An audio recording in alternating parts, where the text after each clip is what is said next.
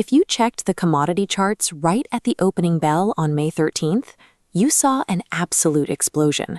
In a single day, the price of gold jumped by 11,000 rupees. This spike followed a sweeping government mandate that hiked import duties overnight, bypassing standard market cycles to create immediate volatility. Since 2024, the duty had been sitting at a manageable 6%.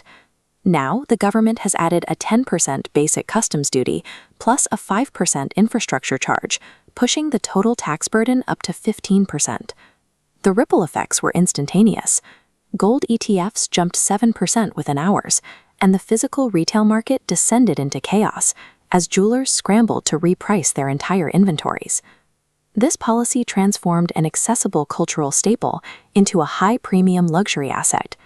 It forces us to examine why the government would intentionally shock a domestic market that so many Indian households rely on.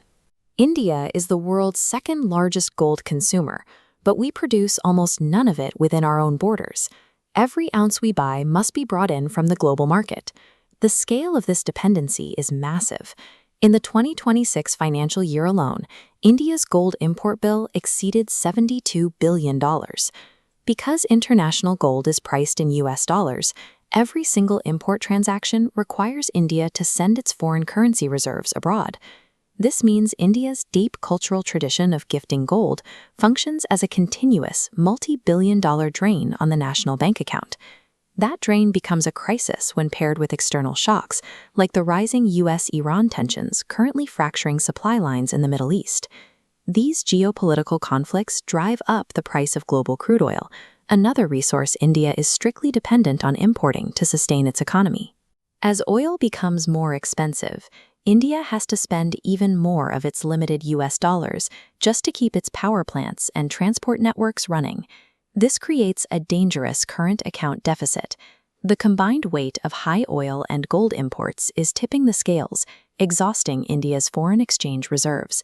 If these run dry, the central bank loses power to stabilize the currency, causing the rupee to crash against the dollar.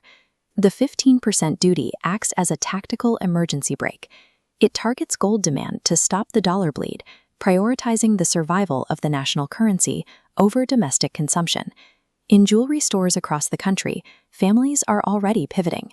To stay within budget for weddings, many are abandoning heavy traditional pieces for 18-karat or lightweight alternatives, leading to a projected 15% drop in sales volume. This tax hike also widens the profit margins for the gray market. With a 15% price difference, the incentive for illegal gold smuggling across India's borders has never been higher.